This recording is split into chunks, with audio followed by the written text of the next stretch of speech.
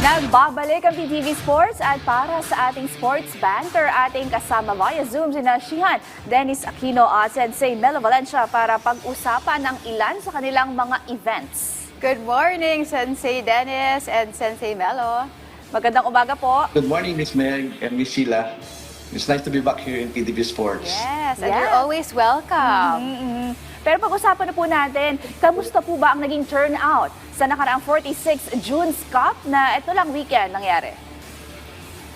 Ayun, we have a very successful event, the June's Cup. It is an annual event of our Philippine Karate League na around 400 entries ang sumali. At nakapili rin kami ng mga ilang atleta na isasabak namin sa aming upcoming international tournament sa Borneo, sa Malaysia. Sir, kamusta din po, di ba po, apart from the tournament, meron din tayong training camp dito. Kamusta naman po yung training camp? Yun, one of the objective, every time the PKL have a tournament, we all, in the first day, we have always training camp to develop or to test our athletes para on the second day, on their tournament, so mas magaling na yung mga techniques, mas ma-develop nila. So, inandal siya ni Sanse Bigata, one of our senior black belt, yung training camp ng first day. Yes, ito po ay nationwide na competition, di po ba? Pero para po kaya Sensei Melo, ano naman po ba yung naging difference from your last tournament, lalo na this is your 46th na ino-organize? Ay, magandang umaga po. Napakalaki po ng pagkakaiba from the first tournament na ginanap, sapagkat ngayon po ay mas ready, mas prepared, at saka mas organized, smooth po yung ginawang tournament dahil yung po mga officiating officials natin ay sadyang napakahusay. Ganun din po yung ating mga atleta ay handang-handa. Kaya walang naging problema, walang naging sakuna, lahat po ay naging smooth. Sensei Melo, I believe that dito, ang daming lumahok dito sa competition na to. Pero sino po ba yung mga nanalo at tama po ba na ilan sa kanila ay nag-qualify na lumaban sa ibang bansa? Yes po, marami po tayong mga atleta na nanalo sa competition na ito. Isa po doon sa masters category po, isa ako doon sa nakakuha ng gold medal. Kasama si Sensei Jovi Beren, nakakuha po ng silver medal sa komite at saka sa kata po. Marami po, hindi ko lamang matandaan yung iba pang mga atleta sapagkat napakarami po talaga nila. Yung ibang mga senseis, marami po tayong mga senseis na lumaban din, katulad nila Sensei Alan Gonzalez, mga medalist, sila Sensei Bigata, at marami pa pong iba. Ayan, para naman po kay Sensei Shihan, ano po ba ang unang talagang objective? Bakit nabuo itong PKL at gano'n na ba kalaki ang Karate-Do community sa inyong organization?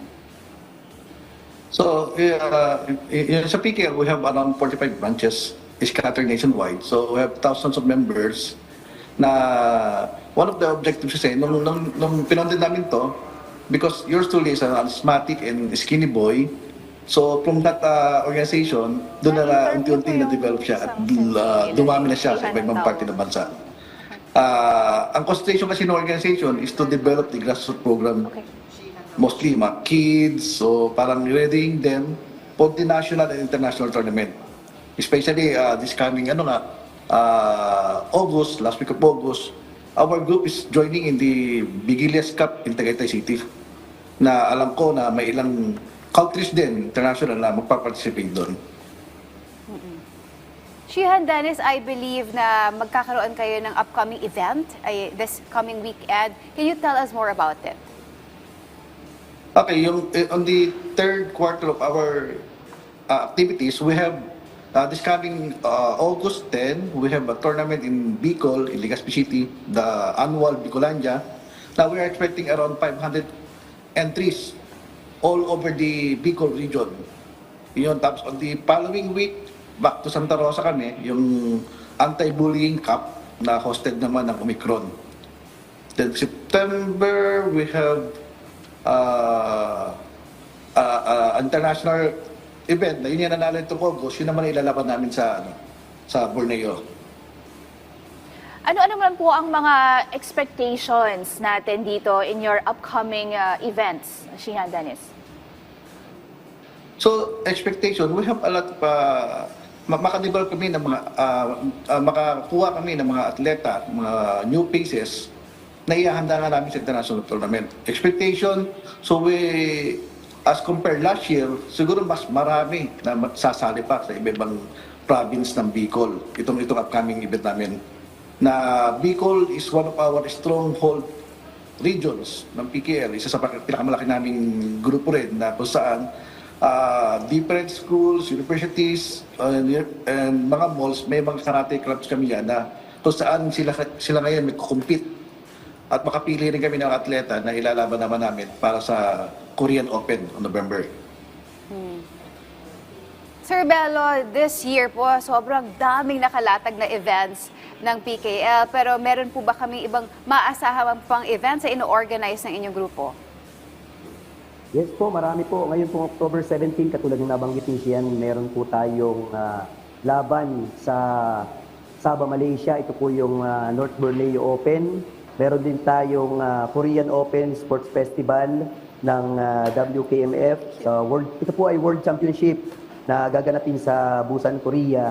At katulad po ng lagi namin ginagawa, we have our annual KAAA Congress wherein lahat po ng mga instructors coming from different parts of the Philippines ay nagsasama-sama kami para magkaroon ng isang pagtitipon at ganun din yung mga test, examinations na ginaganap para doon sa mga papasok na mga black belts.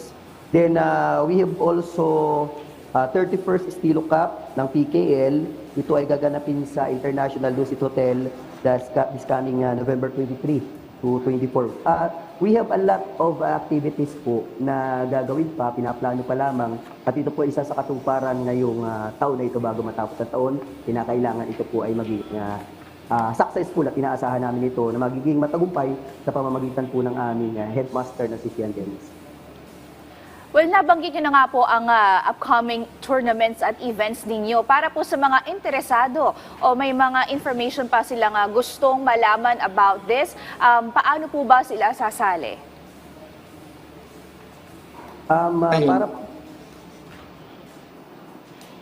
Para po sa lahat ng mga naisumali doon sa mga tournaments, ay maaari po silang lumapit doon sa mga senseis, mga instructors, mga organizers, organizing committees na kanilang gustong salihan na lugar.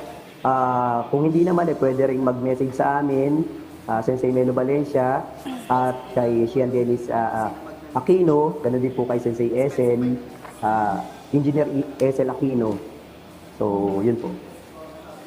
Alright. Ako, madami tayong aasahang events ng PKL, Sheila. Pero bago po tayo magpaalam, message nyo po or mga gustong batiin, go ahead, Sensei Dennis. Ayun, I would like to take this opportunity una to thank the PTV Sports na sa Twitter nila, lahat ng events ng PKL ay kapartner namin sila sa pag-develop ng sports dito sa Pilipinas. And binabati ko rin ang aking putihing asawa, si Engineer SL Bono Aquino, at siyempre ang aking three gorgeous daughter, Ichi, Kiai, and Yoy. And all the members of PKL nationwide, good luck sa ating upcoming events. Sir Bello? Ganun din po, gusto ko rin pong batiin lahat po ng mga instructors na bumubuo sa Philippine Karate League, ang aking mga kasamahan sa KIAA, lahat po ng mga atleta ng Philippine Karate League, ganun din po ang bumubuo ng Lopez Tigers Karate Do. At syempre, binabati ko din po ang aking may bahay, Rowena Aureada Valencia, at ang aking nag-iisang anak na si Pio Alfonso Gabriel Aureada Valencia. Maraming salamat po sa PTV. Maraming salamat po kay Shihan Dennis at syempre kay Sensei Melo for your time and good luck po sa inyong upcoming events and tournaments.